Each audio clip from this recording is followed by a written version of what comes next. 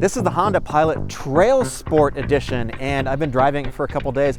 I think it's very good, except there is one thing that could be improved, and we're going to talk about that in a second. But first off, let's talk about what this Honda Pilot TrailSport edition actually is. Now this is, I think it's called Blue Sky Paint. I think it's absolutely stunning. And so the TrailSport is a completely separate package, and this makes this Honda's most capable off-road vehicle right out of the box. Excuse me if there is wind. I'm at an off-road park and we're gonna do some off-roading. And so first off, we get these 18-inch wheels and tires. You can see these specific TrailSport wheels. They actually have this very cool logo right in them. And these are 265 60/18s, and these are all-terrain tires. These are Continental terrain contact tires.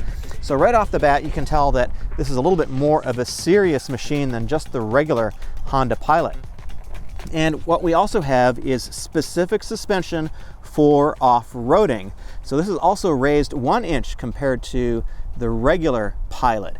So right out of the gate, we can tell that this is just a more serious kind of machine that Honda has put together here. Now, compared to the last generation Honda Pilot, the TrailSport, which was basically some badges, what we've got here is a much more dedicated vehicle. And from a design language perspective, I think this looks really quite good. We'll look at the front grille here. The whole nose is more elongated than the last generation, which I really like. We've got a more upright, vertical kind of grille, and this just gives it more of sort of a masculine kind of look. There we got this TrailSport logo, and we have this sort of honeycomb style grille, which Honda has been doing a lot of recently, and I think that's a very nice look that they've sort of gone with this corporate sort of vibe. The lines are really attractive. This is a more masculine, more aggressive looking Honda Pilot than we've ever seen before. And of course, this is a full-on 3-row SUV that you can actually fit adults inside, and that is really, really cool. Now, this has a full-time all-wheel drive system, and I'll explain that in a minute. It's actually fairly sophisticated. Here's another TrailSport badge. And you can actually tow with this as well. Now, we're going to go up to the front again because there's some other specific things that the TrailSport gets that the regular Honda Pilot does not. Let's see if I can show it to you here. So we do have a front skid plate here with a recovery point, which I'm not quite sure if we can see it too well, but essentially you can put a winch on there without damaging the vehicle. Also, in the center, you've got a fuel tank skid plate too, and in the rear, you've got a recovery point also. This has quite a few cameras on it, and they call this the Trail Watch camera system. It's quite good. I'll demonstrate that in just a couple minutes when we actually take this thing out for a drive. Now, what we also have up front is these very functional air curtains. You can actually see through them, so they actually direct air around to kind of smooth out the airflow and create a little bit of stability. We've got a pretty big front grille here with a pretty big radiator, so we're getting a lot of airflow in here. No active shutters. No, actually we do have active shutters in there too, so that's going to improve your fuel economy just a little bit. Now, under the hood, we've got a 3.5 liter V6. It makes 285 horsepower, 262 pound-feet of torque. This is a new engine. It's made it to a new 10-speed automatic transmission, which is quite good too. And you also get in the TrailSport edition, you get a full-size spare, and I believe that this hitch is also standard with the TrailSport 2. There's the full-size spare right down there. And because this is a 3-row SUV, there's a lot of space in the back. Let's talk about what we get inside. So this TrailSport edition runs about $50,000. This is pretty much the top of the line Honda, and it says we're getting 20 miles per gallon combined. I've seen about 19 so far combined on the freeway and the highway. A little bit of off-roading definitely does not help with that at all. And actually at $50,000, yes, it is a lot of money. I think it's actually pretty good value for what it is, and there's a lot of nice touches in the interior here. So I'm going to start this up. A pretty bright display in front of the driver. It's highly configurable, and I also really like the fact that we have physical knobs and switches over here for the heating and ventilation. Super easy to use. Honda has been doing a really good job with this. They have a nice physical click to them, which I really like. And we've got a charge pad over here. You can actually fit another phone over here. A cool little spot over there for, I don't think you can fit a phone in there, but, well, actually you could, I guess. We've got USB-C, USB-A over there. Sorry for the motorbike sounds. And here's the thing that I think Honda could really improve upon. This display is only 9 inches. The standard display is a 7-inch display. And in a vehicle this size and in a vehicle of this class, everybody is just doing much bigger displays right now. Like the competitors, like Toyota, for example, has a 12.1-inch display, I think. And this just feels a little bit small, and it feels a little bit tacked onto the dashboard. But that's just my opinion. I think that is the one thing that Honda really could do a little bit better in here. But everything else is, quite frankly, pretty top notch. The interior is super, super quality feeling. I've got soft touch material over here, and everything feels pretty nice. This is fairly soft touch over here too. I've got a lot of practicality. So I've got drink holders over here. I've got a particularly massive center storage compartment over here. This thing is like a gallon or something. You got a little tray over here. Any more USBs down there? Don't see any more, but we've also got wireless charging over here too. And I really like this stitching that they have over here. And it's on the seats too. And you do get these TrailSport specific seats. I don't think this is real leather. This feels like some kind of simulated leather, but it's very comfortable. These seats are really super comfortable. I've been enjoying driving with these on the highway and on some trails over here too. Pretty classic Honda style steering wheel with, I've got a knob over here for the volume control. I've got this rotary knob where I can move what is on the display in front of me. This interior is just a high quality display. Oh, and I also get a full-size sunroof that goes all the way back. It's super nice. It actually pops open too, so that is kind of nice to get some air. You can actually slide this thing back. So it is a fully functional sunroof. I really kind of dig that. But let's hop into the back seat as well. Oh, and I got a sliding thing here, which will actually just close. This is sort of a curtain, I guess you could call it. I don't know if curtain's quite the right word, but there you go. That closes very nice indeed. So let's hop into the back. And here is what is so nice about this vehicle is, of course, I've got the back seat, but then I've got the back seat, which I'm going to hop into in just a second.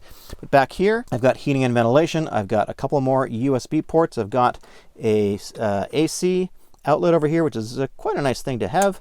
I've got some nice pockets over here. I've got more drink holders. Again, these seats are very, very comfortable indeed. And here's what's kind of cool.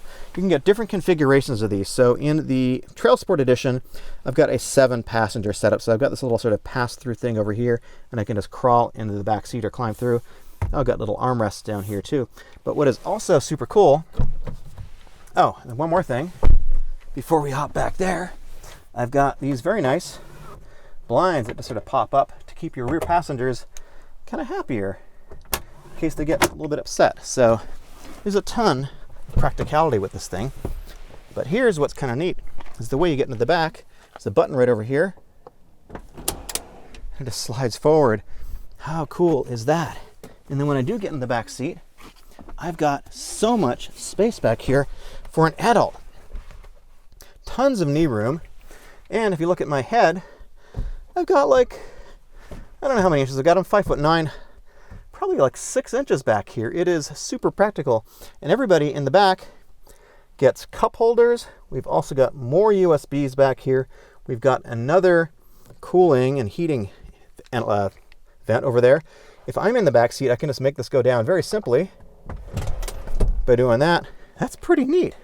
Not gonna lie, that is a pretty cool thing. And there's a little bit more space back here, but if I wanted to crawl through the front, get up to the front through here, I can definitely do it because there's plenty of space for me to get through here. And if you're a full-size adult, that's really nice. I kind of appreciate that.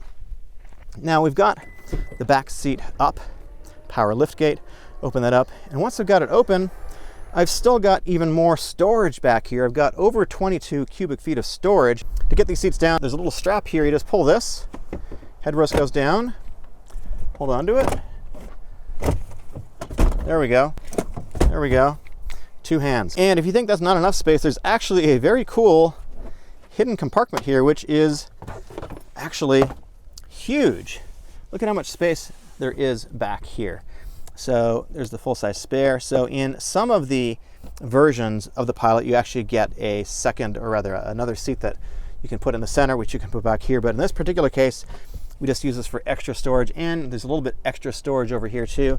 And what's also nice is we get yet another cigarette lighter back here that is 180 watts, so you could use this for charging, put your boom box back here, whatever you want.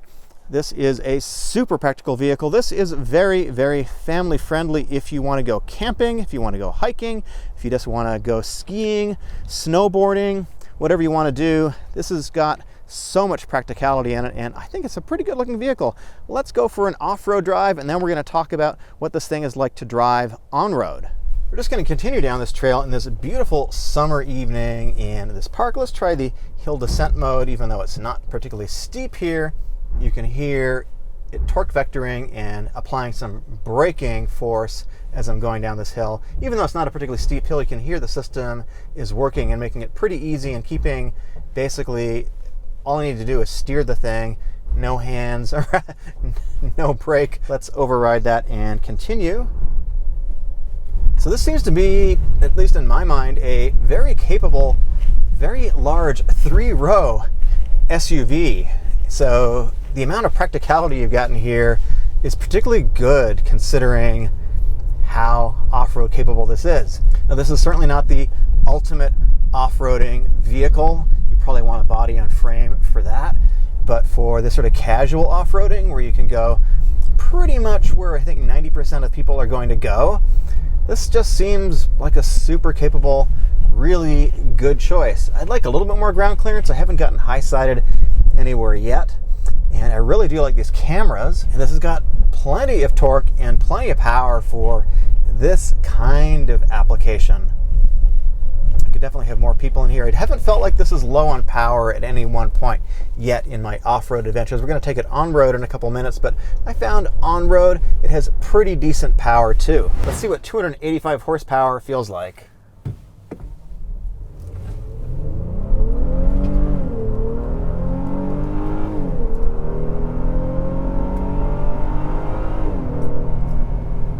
That is a nice sounding engine. I think there might be some augmented engine noise there. I'm not quite sure, but it's very smooth. And Honda has really put together what I think is a pretty refined vehicle, considering this is an off-road focused kind of vehicle. We got a lot of space for 7 passengers in here. And the ride quality on road, I find, has been really, really good on the freeway. The only time I have an issue is if you go over a lot of pretty big bumps, you do get some float. But this is a very nice composed ride. I've really been enjoying it so far. Now the steering is a little bit lighter than your typical Honda. I think that's fine. I think that's okay for this segment. I like what Honda is doing in the Accord and in the Civic with steering feel. But this is pretty decent. They say they have improved it a little bit. They could do a little bit more. Not that big a deal. But the seats in here are excellent. I've been really, really happy with the comfort of these seats. Now they're heated, they're not cooled, unfortunately. I'd like to see cooled seats at this price point, but for a longer road trip, these have just been super comfortable for me. And this 10-speed automatic transmission is really good. It's really seamless. You don't really tell when you're downshifting or upshifting. It's so seamless. It just does a really nice job. It sort of fades into the background, and you don't really know that the transmission is there, which is actually the hallmark, I think, of a good automatic transmission. Now you got some paddles over here. You can downshift, you can upshift pretty easily. And right now I'm in 6th. I've got a couple different drive modes here. Right now I'm in normal. Of course I can put it in sport, and that's going to give me a little bit more throttle response. A little more engine noise, so I think it is actually augmented.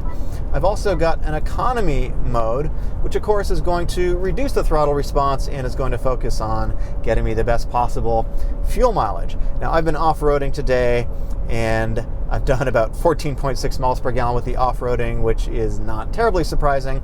But driving on the freeway and so forth in the last week, I've been able to get about 23 miles a gallon, which I think is pretty good. I really do like this V6 engine. This is a relatively new design, and it's sort of nice in an era where we're getting all kinds of electrification, and Honda has pledged to move to full electrification, I think, by 2035. These are sort of the last great naturally aspirated vehicles that don't have any electrification in them. I know electrification is coming and that's going to help with fuel economy, but this is just a really nice, well-refined vehicle. It may be not the most exciting thing in the world, a 3-row SUV, but Honda has put together a package that I think just drives really nicely. It's really composed. It really feels very refined, in my opinion. And I think at $50,000, it is a little on the expensive side, but on the other hand, it seems like a pretty good value because you've got something that is super practical. It drives really well. There's no surprises on here. You just hop in, you know what everything is going to do. You've got really good physical controls. There's no surprises. The displays are bright. They're really good. But you've got a very practical on-road vehicle, and you got something there where you can go off-roads on the weekend and do your hiking, fishing, camping, hunting, and do some trails without any real drama in a pretty large vehicle where you can take a lot of people, a lot of stuff. So this is family friendly, and it's just a well thought out vehicle. I like this a lot better than the last generation. It has legitimate off-road creds for the first time, and the interior is very nice in here too. It's sort of at the near luxury level, I would say. Let me know what you think of this new format. I've got another video on screen right here. Please subscribe if you enjoyed this. My name is Eric, and thank you so much for watching.